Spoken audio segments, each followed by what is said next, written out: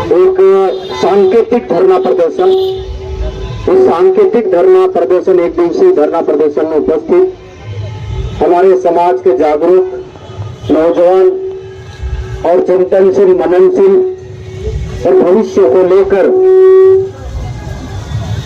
पीड़ित होने वाले लोग बैठे हुए हैं। उनको मैं सलाम करता हूँ, हमारे महापुरुषों को नमन करता हूँ। और बड़वानी वैसे भी आंदोलन की धरती रही है, चाहे खाजा नायक हो, भीमा नायक हो, दुर्गी नायक हो या शहीद भीम के साथ में काम करने वाले लोग हैं। यहाँ पर जो डूब प्रभावित लोग हैं, सरदार सरोवर डैम बना, ऊपर पिनासा डैम बना, इस पूरे नर्मदा के आसपास कई लोग विस्थापित हुए हैं। उन लोगों को आज तक भी कई सारे ऐसे लोग हैं मुआवजा नहीं मिला, ठीक से सर्वे नहीं हुआ है। जिन लोगों के अपने अपने सोर्सेस थे, उन लोगों ने अपने अपने सोर्सेस से उसका फायदा उठाया, लेकिन कई सारे लोग आज भी ऐसे हैं जिनको जो उचित मुआवजा मिलना चाहिए था नहीं मिला। ऐसी स्थिति में भी हम तो कहते हैं कि जो शरीर में अलग अलग नसें होती, इंद्रियां होती हैं, उसके प्रवाह के लिए उसको बाधित नहीं किया जाना चाहिए।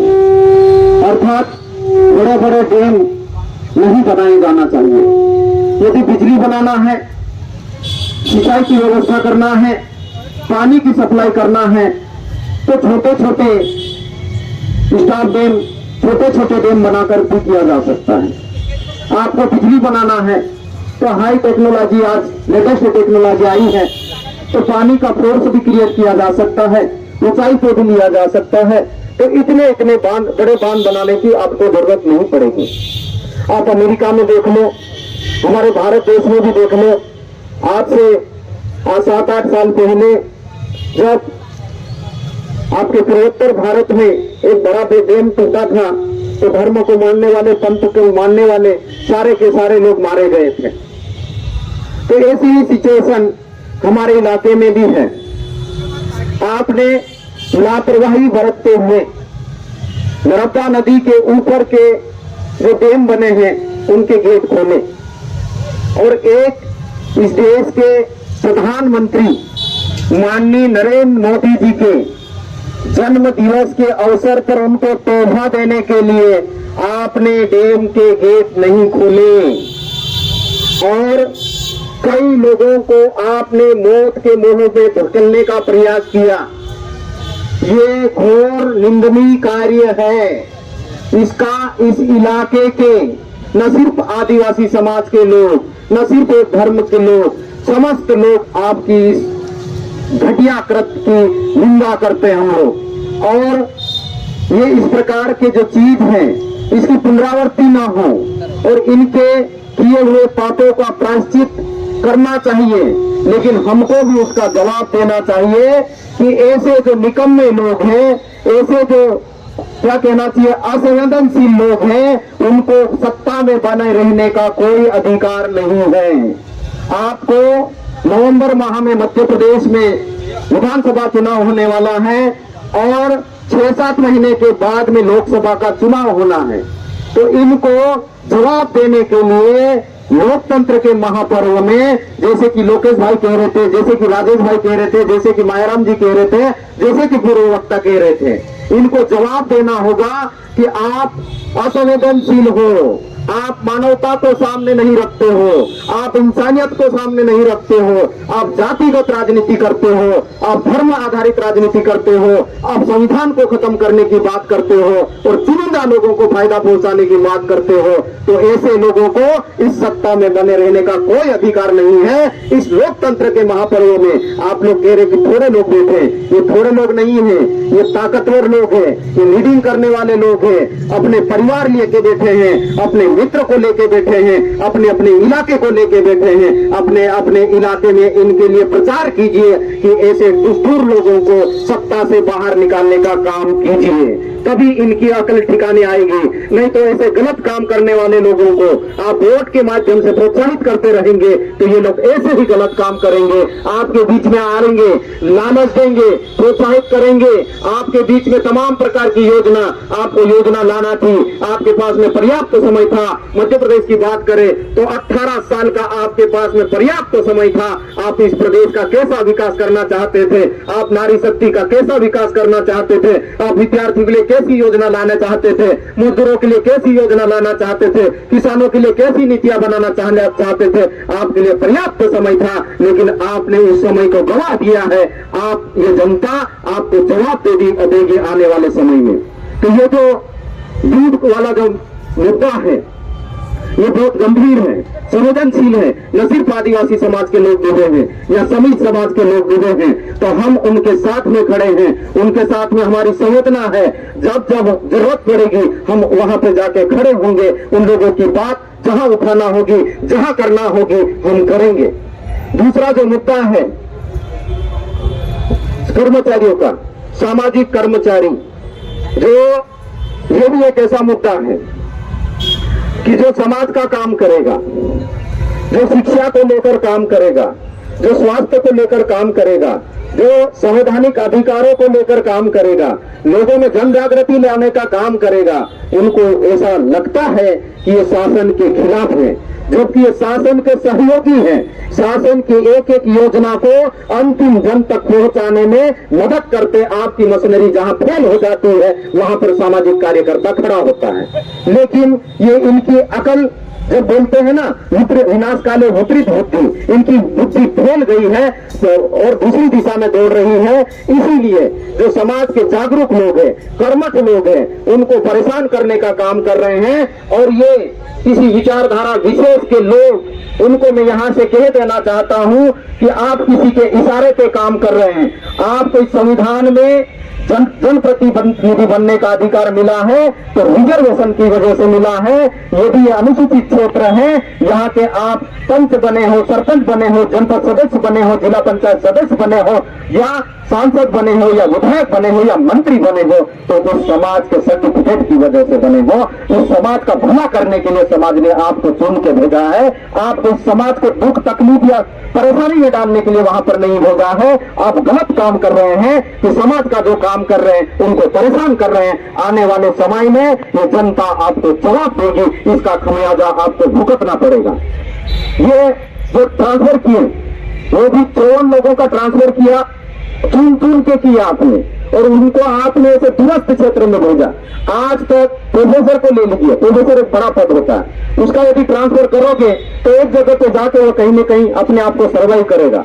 ट्रांसफर प्रोफेसरों के नहीं होते, आप फिर भी आप चुन के प्रोफेसरों को बालाघाट भेजते हो, आप मुरैना भेजते हो, आप भिंड भेजते हो, आप सहडुम भेजते हो, आप बैतूल भेजते हो। ये आपका गलत काम है। दूसरी बात, आप टीचरों को चुन के जिनका ट्रांसफर होता है तो ब्लॉक के ब्लॉक में होता है या अदर ब्लॉक में होता है, लेकिन आप उनको अदर डिस्ट्रिक्ट में करते हो और वहां भी दूरस्थ स्थान पे करते हो, और वो भी तीर्थ सत्र में करते हो। आप कहने को कहते हो कि मैं मामा हूं। इस प्रदेश का मुखिया क्या कहता है कि मैं तो सबका मामा हूं, इस प्रदेश की नारी शक्ति मेरी बहनें हैं, और इस प्रदेश के जो बच्चे हैं वो मेरे भांजे हैं। आपको भांजों को चिंता नहीं है, मैं मिडिल सत्र में जाके ट्रांसफर करते हो, शिक्षक नहीं है। राजेश भाई कह रहे थे कि हमारे बड़वानी जिले में कई सारे ऐसे विद्यालय हैं जहां पर जितनी पदस्थापना उतने शिक्षक नहीं है। वहां से उठा के आपने शिक्षकों को ट्रांसफर कर दिए, वहां पर दूसरे शिक्षकों को नहीं भेजा। उन्होंने कोई गुनाह कर दिया होगा तो हमको दिखता, हमको जो दिख रहा है वो समाज का काम कर रहे हैं, वो संवेदनशील लोग हैं और जनता को एक रास्ता दिखाने का काम कर रहे हैं। उनको उठा के आपने ट्रांसफर कर दिया, और उनकी पढ़ाई की मामा को कोई चिंता नहीं है, भांजे की चिंता मामा को नहीं है। इसलिए भांजे को भी सोचना है, बहनों को भी सोचना है, और भाइयों को भी सोचना है। यदि सही में यदि भैया होते, वो मामा होते हमारे, तो हमारी चिंता करते और इस प्रकार के कृत्य नहीं करते। तो मैं कहना चाहता हूं कि आपने जो गलत कृत्य किया है, हमारे साथी लोग कोर्ट में गए, यदि आपकी नीति सही होती, आपकी पॉलिसी सही होती तो उनको स्टे नहीं मिलता, स्टे खारिज हो जाता। तो ये आपके मुंह पे तमाचा है कि माननीय कोर्ट ने एक स्टे दिया। तालियों की गड़गड़ाहट में कोर्ट की सराहना करता हूं और आपके गलत नीतियों की निंदा करता हूं। यहाँ से दूसरा जो महत्वपूर्ण मुद्दा है दूसरा जो महत्वपूर्ण मुद्दा है वो ये है कि ये पूरा जो बड़वानी जिला है यहाँ कृषि प्रधान है, यहाँ मजदूर लोग रहते हैं। यहाँ पर पिछले कुछ समय से बारिश नहीं हुई और हमारी ऊबड़ खाबड़ पतली जमीन है, निरंतर बारिश नहीं होने की वजह से सूख गई फसलें। अभी बारिश हुई, ज्यादा बारिश हुई, उससे हमारी फसलों का नुकसान हुआ है। जो काम आपको करना चाहिए, गरीबों को मदद करना चाहिए, किसानों को मदद करना चाहिए, आपको सर्वे कराया जाना चाहिए। आपके पटवारी को भेज के, एसडीएम को भेज के, आपने नायब तहसीलदारों को भेज के सर्वे नहीं करवाया, उनको मुआवजे की बात नहीं की, लेकिन आपने ये गलत काम करना चालू किया। तो यहाँ से हम कहना चाहते हैं कि आने वाले समय में हम ये नहीं कह रहे कि किस विचारधारा का समर्थन कीजिए, आप सच्चाई का साथ दीजिए। और ये गलत लोग हैं, ये सिर्फ वादे करते हैं, हवा में बात करते हैं और आदिवासी समाज का विशेष करके नुकसान पहुंचाने का काम करते हैं। तो इसी विचारधारा को पहचानिए और उसको इस सत्ता से उखाड़ फेंकने में अपना काम कीजिए। और दूसरी बात, हमने वाणिज्यिक अधिकारी की नौकरी छोड़ के आए हैं। हम ये सरकार की गलत नीतियां, इस प्रदेश और देश में एक विचारधारा गलत दिशा में बढ़ रही है और कब्जा कर रही है, देश को खत्म करने की बात कर रही है, लोकतंत्र को खत्म करने की बात कर रही है और संविधान को जलाने की बात कर रही है, संविधान को बदलने की बात कर रही है। तो मेरी संवेदना जगी है, इसलिए मैंने 20 साल की नौकरी छोड़ के समाज और देश सेवा के लिए निकला हूँ। तो मैं चाहता हूँ कि जब याद करें, जब आप याद करेंगे, जब मेरे समाज के लोग, जब देश के गरीब तबके के लोग, चाहे किसी भी धर्म के मानने वाले हो, किसी भी जात के हो, किसी भी पंथ के हो, वहां जाके खड़ा हूं और मेरा जीवन उनके लिए समर्पित कर रहा हूं मैं। तो मैं आखिरी में अपनी बात कहके कि यहाँ जो धरने पे बैठे हुए हैं, यहाँ संगठन की बात नहीं है, यहाँ विचारधारा की बात नहीं है, ये गलत नीति का विरोध की बात है। तो जो लोग यहाँ पे आयोजक है, जो लोग यहाँ बैठे हैं, मैं उनका पूर्ण रूप से समर्थन करता हूँ, खुले दिल से, खुले मन से समर्थन करता हूँ। आपको जब आंदोलन करने की बात हो इन मुद्दों पे, हम आप लोगों के साथ में खड़े हैं। तन मन धन से जो हमसे बनेगा वो करेंगे। और इस मध्य प्रदेश में जैसे आप लोग बोल रहे ना, कम है ऐसा, हम कहते अकेला ही पुनर्लाल काफी है आप लोगों के लिए। आप चिंता मत कर, आने वाले समय में हम खुल के, आप मारोगे इससे ज्यादा कुछ नहीं कर सकते, लेकिन हमारी आवाज को दबा नहीं सकते। तो कर्मचारी से कहना चाहता हूँ, अब डरिए मत, सच्चाई के लिए निकलिए। जहाँ पे आपको अनुशासनात्मक रूप से रहना है वह रहिए, लेकिन रचनात्मक काम के लिए डरिए मत। आप लोगों के लिए हम खड़े हैं, आप नहीं लड़ेंगे, हम आपकी लड़ाई लड़ेंगे। चाहे विद्यार्थी हो, विद्यार्थी पढ़ाई करता है, कई सारे लोग नहीं आ पाते, कोई बात नहीं, लेकिन अब हमारे जैसे लोग खुल के आप लोगों के लिए काम कर रहे हैं। अब डरिए मत, हम आप लोगों के साथ में खड़े हैं। मैं नारे के साथ में अपनी बात को खत्म करूंगा और इस प्रकार के आयोजन लगातार कीजिए, हम आपके साथ में हैं, जितनी बन पड़ेगी उतनी मदद करेंगे। और जितने लोग हमारे साथ में जुड़े हैं उनसे अपील करेंगे, क्योंकि ये लड़ाई अब हारने और जीतने की नहीं और जीने और मरने की लड़ाई है। तो जीने और मरने की लड़ाई में आप नहीं लड़ोगे तो वैसे ही मर जाओगे, तो लड़ के मरोगे तो आप शहीद कहलाओगे, वैसे मर जाओगे तो कोई नहीं याद करेगा। इसलिए मैं चाहता हूँ कि लड़ के मरो।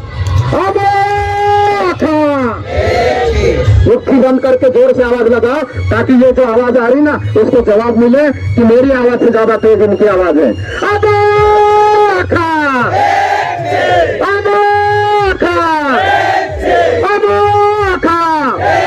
शिवराज सरकार होश में आओ, शिवराज सरकार होश में आओ, शिवराज सरकार होश में आओ। मामा तेरी तानाशाही नहीं चलेगी, नहीं चलेगी। अरे मामा तेरी तानाशाही नहीं चलेगी, नहीं चलेगी। अरे जोर जुर्म के चक्कर में, अरे जोर जुर्म के चक्कर में लड़ेंगे, लड़ेंगे, लड़ेंगे। जय जवान, जय किसान, जय जवान, जय किसान, जय जवान, जय किसान। शुक्रिया, धन्यवाद, बहुत बहुत धन्यवाद।